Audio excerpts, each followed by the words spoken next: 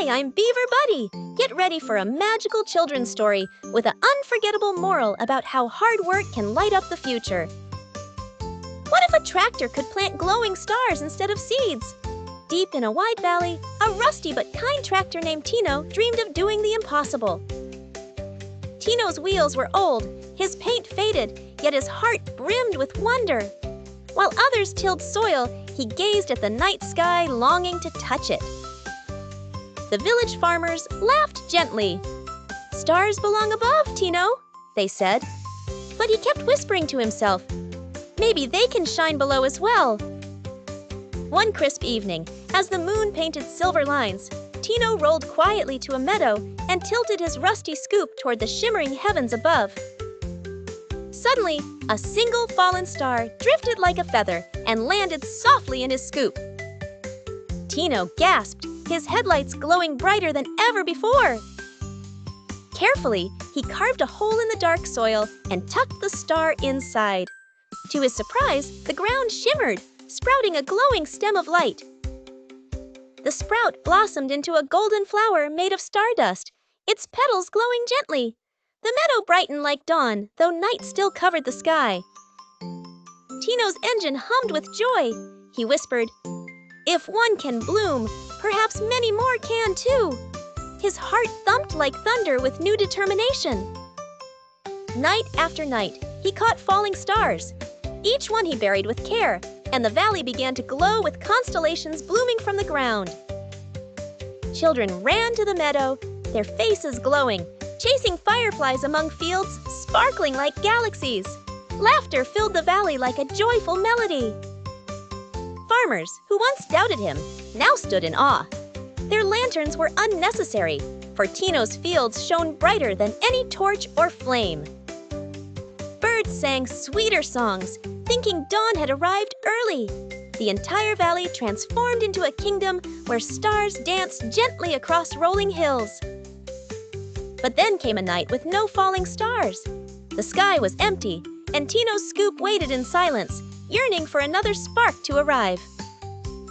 Days passed, and still no stars descended. Villagers grew worried. "Have we taken too much?" they whispered, gazing at the pale, dimming heavens above. Tino felt a heavy ache inside his metal chest. He feared he had drained the skies, leaving them barren, and guilt tightened his rusty bolts. One evening, a small girl named Lyra approached.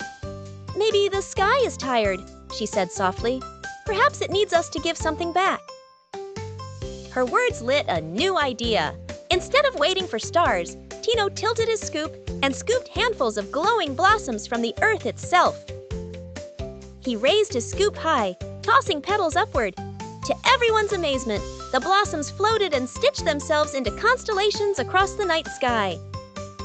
Slowly, the heavens brightened again. Stars twinkled stronger, fed by the blossoms of earth.